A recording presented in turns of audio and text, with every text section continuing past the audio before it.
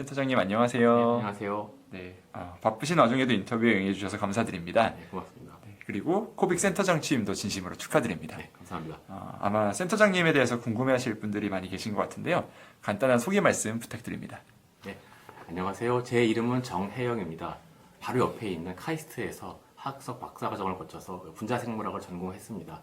제가 공부했던 랩은 아마 전국에서 커다란 유리판에다가 폴리아크릴아마이드 젤을 부어서 고전적인 방법으로 시퀀싱을 하던 가장 잘하던 랩 중에 하나였을 겁니다. 그렇기 때문에 DNA 시퀀싱 그리고 그 데이터의 후처리에 대해서 늘 관심이 있었고요. 박사 후 연구원으로 일할 때는 좀 엉뚱한 일을 했는데 그 당시 최신 기술이라고 여겨졌던 DNA 칩, 즉 마이크로 어레이를 만드는 마이크로 어레이어와 판도 끼인 스캐너를 공개된 자료를 이용해서 직접 만드는 그런 엉뚱한 일을 했었습니다. 그러다 보니까 그때 쌓였던 기계라든가 컴퓨터를 다루는 그런 지식들이 현재 제 업무와 그리고 취미 생활에서 중요한 이제 밑바탕이 된 것 같고요. 졸업 후에는 제노텍으로 가서 그 ABI 3700이라고 불리던 당시 그 산업계 표준 유전체 해독 장비에서 만들어진 시퀀싱 리드를 이용해서 미생물 유전체를 조립하는 그런 일을 했었습니다. 그리고 2003년부터 한국생명공학연구원으로 이제 넘겨와서 21세기 프론티어 유전체, 미생물 유전체 활용 기술 개발 사업단에서 공통 기반 과제를 수행하면서 더 많은 유전체 정보를 다루게 되었습니다. 그 후로도 더 많은 미생물에 대한 거의 모든 종류의 NGS 데이터를 직접 다뤄본 경험이 있었습니다. 즉 최근까지 한 분야를 이제 깊게 올곧게 파온 그런 사람입니다. 매우 특이한 경험으로는 제가 2022년 여름부터 바로 1월달까지, 지난 1월달까지 국무조정실에 있는 새로운 조직인 규제혁신추진단에서 전문위원으로 일을 했습니다. 규제혁신추진단이라고 하는 것은 국민 생활의 불편함을 초래하고 기업 활동에 어려움을 주는 여러 가지 덩어리 규제를 발굴하고 그것을 이제 현실에 맞게 개선하는 방책을 만들어내는 그런 조직인데요. 거기에서 보건의료팀에서 일하면서 디지털 헬스케어를 산업으로 접목시키기 위해서 우리나라가 유난히 좀 규제가 많은데 그것을 어떻게 극복하고 개선해 나갈지에 대한 그런 고민을 많이 했습니다. 거기서 했었던 일들이 이제 코빅 센터장에 와서도 많은 도움이 될 것으로 기대를 하고 있습니다. 네, 재미난 소개 말씀 감사드립니다. 특히 이 미생물 유전체 분야를 깊게 연구하시고 제가 사전조사를 하다 보니까 블로그도 운영을 하시더라고요. 네. 어떻게 이 분야를 연구하게 되셨는지 좀 궁금합니다. 뭐 대단한 계기가 있어서 미생물 유전체를 내가 평생의 업으로 삼아야 되겠다 그랬던 건 아니고요. 그 DNA 시퀀싱을 워낙 잘 하던 랩에서 있다 보니까 그 서열 데이터를 다루고 그걸 조립하고 후처리하는 일에 자연스럽게 관심을 갖게 됐고 그러다 보니까 또 컴퓨터하고도 친해졌을 뿐입니다. 특히 그 90년대 말과 2000년대 넘어가면서 그 지노믹스에 대한 각광을 받게 된 시절이 있었고 그때 그 비교적 투입한 비용 대비 성과를 빨리 낼 수 있는 그 미생물 유전체 해독에 대한 수요가 워낙 높았기 때문에 거기서 일할 수 있는 기회가 생겨서 열심히 몰두할 수 있었던 게 저한테는 좋은 기회였다고 생각을 합니다.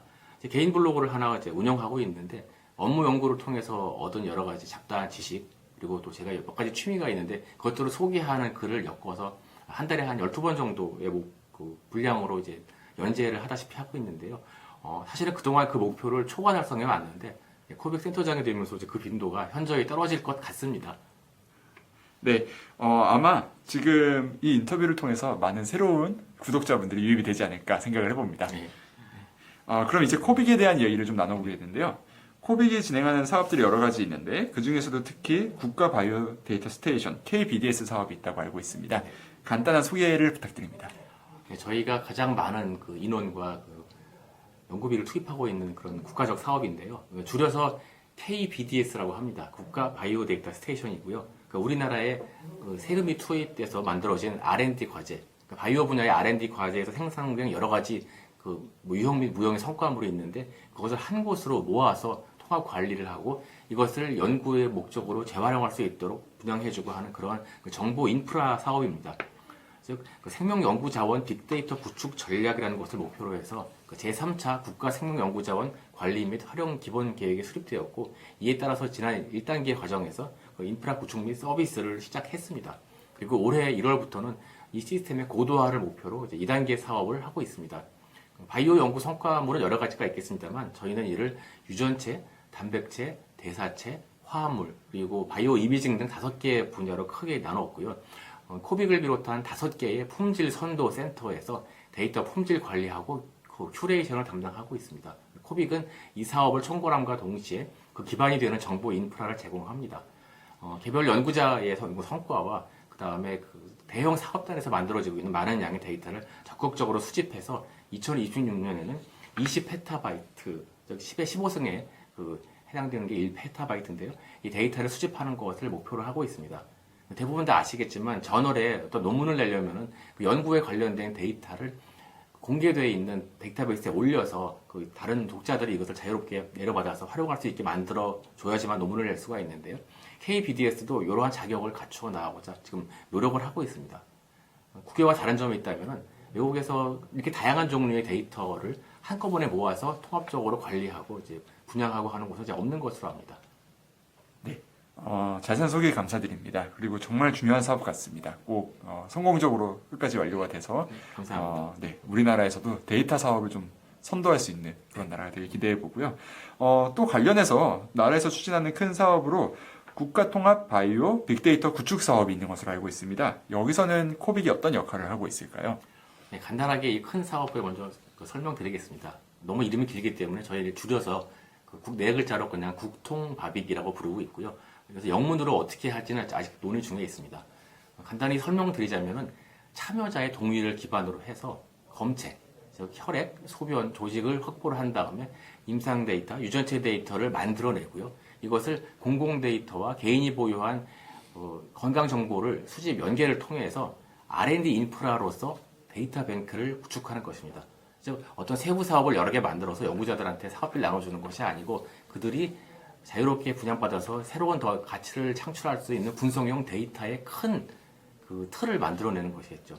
이 사업은 보건복지부가 주관을 하고 과기부, 산자부, 질병관리청이 함께하는 대규모 범부처 사업입니다. 작년에 예비 타당성 조사를 통과를 해서 올해부터 이제 본격 사업을 추진하게 됐는데 코빅은 전체 사업 안에서 데이터뱅크라고 불리는 것 안에 유전체 정보센터의 운영을 하게 되고요. 이를 통해서 유전체 등 오믹스 데이터의 원데이터 생산, 분석, 품질 관리 이런 업무를 수행하게 됩니다. 그리고 그 결과물은 키스티에서 만든 그 바이오 빅데이터의 활용 플랫폼 안에서 이제 제공이 될 것입니다. 그러니까 시범 사업을 통해서 저희 코빅은 충분한 경험을 쌓았고요. 올해부터 본 사업이 착수되면은 1단계 5년 동안 약 일반 국민과 환자들의 총 77만 2천 명의 모집을 통해서 검체 수집과 데이터 생산이 이루어지게 될 겁니다. 인체 유래 데이터는 생명윤리와 개인정보 보호 등의 문제 때문에 잘 만들어진 동의서를 미리 확보하고 있지 않으면 연구에 활용한다든가 혹은 제3자한테 제공하기가 매우 어렵습니다. 그리고 IRB 심의에서도 결국 동의서가 아주 중요한 근거로 쓰이게 됩니다. 예전에 생산된 인체 유래 데이터는 결국 저희가 이미 사업을 하고 있는 KBDS 구조 안에서도 잘 작동하기 어려운 점이 있습니다. 그래서 코빅은 저희 사업과 별도로 인체 유래 데이터 전용의 은행 허가를 받고서 현재 운영 규정을 마련하고 있는 중에 있는데요. 국통바빅 사업에서는 아예 이런 문제점을 해결하고자 처음부터 여러 주체가 모여서 참여자한테 받을 수 있는 좋은 동의서를 꾸미고 이것을 문구를 수정하고 하는데 정말 많은 노력을 들였습니다. 네, 정말 중요한 사업 같습니다. 그리고 아마 유전체학회의 많은 분들이 이 데이터가 완성이 되어서 활용이 되기를 많이 기대하고 있을 거라는 생각이 들고요. 정말 그랬으면 좋겠습니다. 예, 잘 부탁드립니다. 그러면 또 한 가지 질문 드리고 싶은 것은 앞으로 코빅이 어떤 식으로 발전해 나가야 될지 그 방향에 대해서 센터장님이 가지고 계신 생각이 궁금합니다. KBDS에 더 많은 바이오 연구 데이터를 유치를 해서 명실상부한 국내 최고의 바이오 연구 정보 허브가 되는 것이 목표입니다. 그러려면 대용량의 자료를 여러분들께서 아주 쉽고 편리하게 안정적으로 올릴 수 있도록 해야 되고요. 지속적으로 이미 구축된 그 정보 시스템의 그 개선이 필요합니다. 이렇게 해서 어느 임계점 수준으로 데이터가 모여야지만 비로소 활용 가치가 늘어날 것이 정말 명백하고요. 또한 등록된 원자료를 그냥 제공하는 것이 아니라 저희가 자체적으로 이것을 가공해서 추가적인 가치를 부여한 다음에 또한 제공할 수 있도록 그런 노력을 하겠습니다. 그리고 별도의 데이터 분석 도구와 그 교육 서비스 제공 등에도 힘을 쓸 것이고요. 현재 국제 염기 서열 정보 협의체의 멤버가 되기 위해서 일본 DDBJ를 오가면서 수차례 데이터 연계와 기술적 준비를 진행하고 있습니다.